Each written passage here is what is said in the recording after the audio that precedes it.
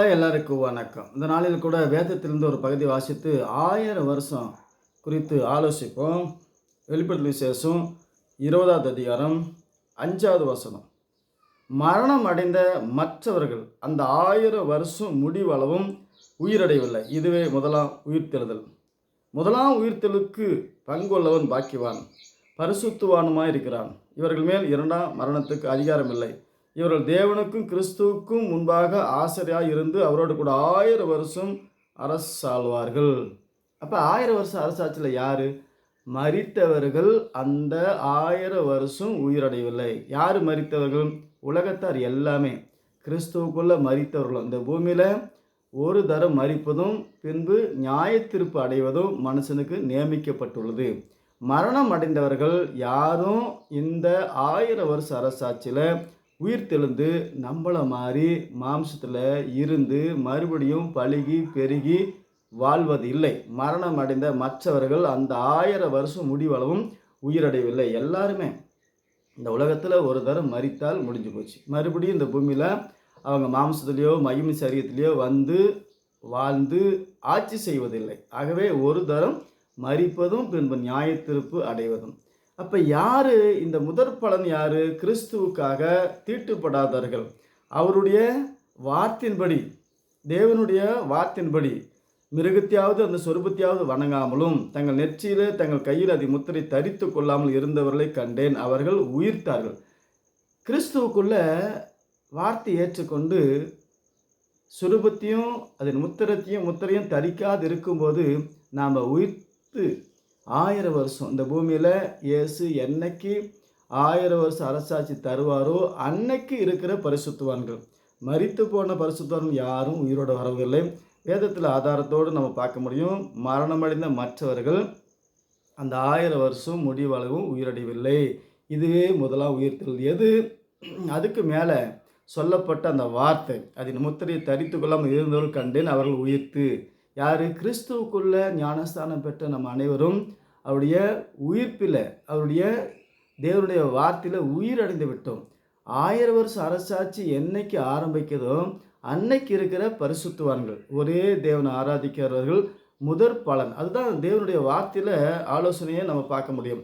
இன்னும் வெளிப்படுத்தல் விசேஷம் 14:4 ஸ்திரீகளால் தங்களை கரைப்படுத்தாதவர்கள் இவர்களே, கற்புள்ளவர்கள் இவர்களே, ஆட்டுக்குட்டியால் எங்கே போனாலும் அவரை பின்பற்றுகிற இவர்களே, இவர்கள் மனசிலிருந்து தேவனுக்கும் ஆட்டுக்குட்டியாவனுக்கும் முதற் பலனாக மீட்கப்பட்டவர்கள்.